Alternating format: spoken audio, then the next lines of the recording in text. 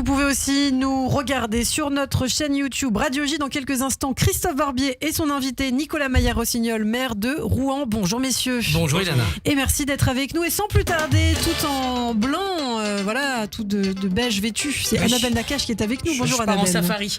Bonjour à tous, j'ai une bonne et une mauvaise nouvelle. Allez, je commence par la mauvaise.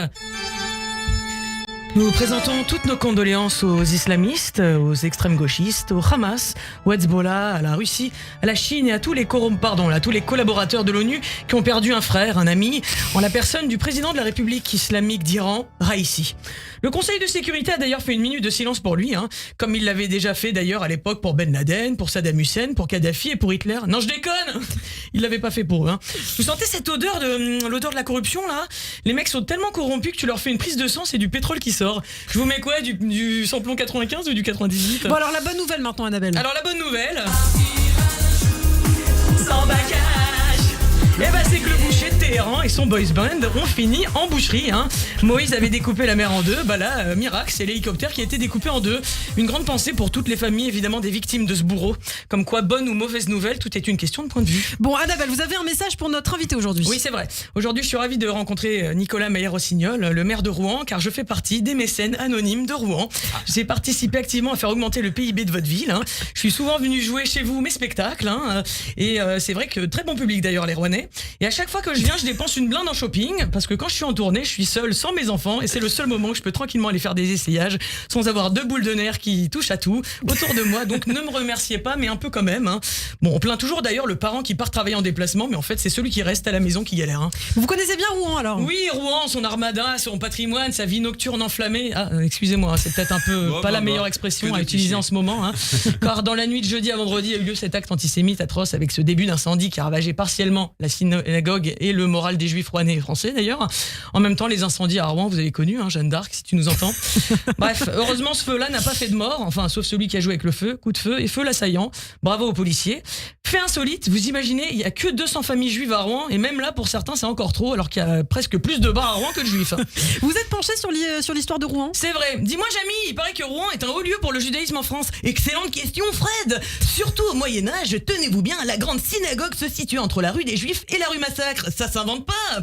Dès les premières croisades en 1096 ont eu lieu des pogroms de Juifs. Au XIIIe siècle, les Juifs prospèrent à nouveau. Puis en 1215 vient le port obligatoire du signe de la rouelle cercle de tissu rouge. Il y a un énorme autodafé des œuvres juives en 1240 et en 1306 a lieu l'expulsion et la spoliation des biens juifs.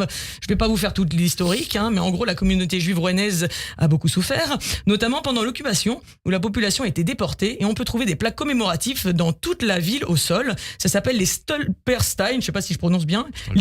Voilà, merci. Littéralement les pierres sur lesquelles on trébuche. Et du coup maintenant quand les gens y tombent, ils se disent encore que c'est à cause des juifs, c'est pas grave. À l'occasion de l'installation de ces plaques d'ailleurs, un homme éclairé a déclaré: nous devons tout faire pour empêcher la reproduction de telles atrocités. Le pire ne sera jamais totalement derrière nous. À l'heure où nous assistons à la montée des populismes, il est impératif de réaffirmer notre engagement dans la lutte contre tous les actes antisémites. Vous savez qui a dit ça? C'est vous, Nicolas Maillard-Rossignol. Et c'était en 2021, vous étiez visionnaire. C'est moi où on est dans Jumanji, Jew comme juif, J-E-W, un jeu macabre dont la partie ne s'arrête jamais. Même joueur joue encore, on change juste la date et le décor. Il existe un jeu qui s'appelle Jumanji et qui a une vie bien à lui. Vous ne savez pas du tout dans quoi vous allez vous embarquer. Un jeu ancien, et ceux qui un jour ont joué à ce jeu en connaissent les dangers. Alors je lance le dé. Carte chance, déplace-toi jusqu'au boycott de tous les juifs et sionistes. À moi, tu passes ton tour, les campus sont bloqués. Recule de 1000 cases et enlève ta mezouza et ta kippa. T'es tombé bien bas là, on incendie ta maison et on pitait bien. Ça finit quand? Et là, comme si c'était pas suffisant, Karim Khan de la Cour internationale de justice, sur les conseils d'avocats dont Amal Clooney, femme de Georges du même nom, réclame un mandat d'arrêt contre Netanyahou et Yoav Gallant pour leurs actions depuis le 8 octobre. Alors qu'ils ont commencé la guerre plusieurs semaines après.